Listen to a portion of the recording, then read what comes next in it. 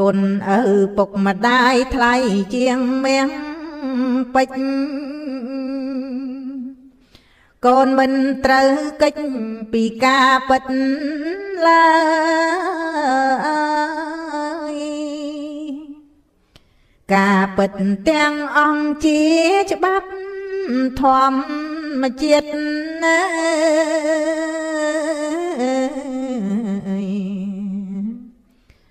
កើតជួបព្រាត់ឃ្លាត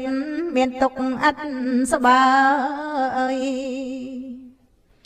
អំពើអាក្រក់កូនកុំធ្វើឡើយសាងល្អឆ្ពងត្រើយនៃសេចក្តីសុខ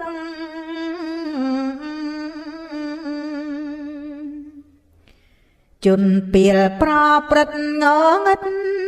ដល់យប់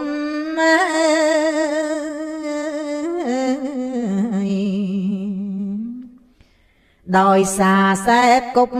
នឹងជន់កំណាច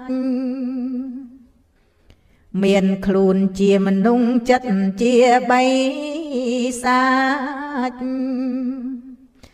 ការប្រើអំណាចទៅក្នុងផ្លូវខំ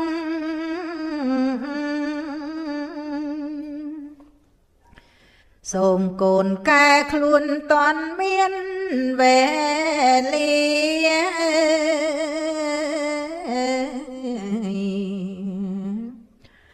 ដូចអង្គលីមីពីបានបាញ់ចប់ទុកសោកទាំងឡាយលោកបានជីកប់ទៅជួបកំណប់សំណប់នឹកពី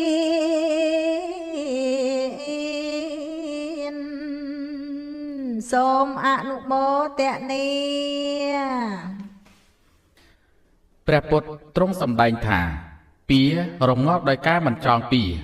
ព្រោះការចងកម្មចងពៀនឹងគ្នាវាមិនចេះចប់ឡើយ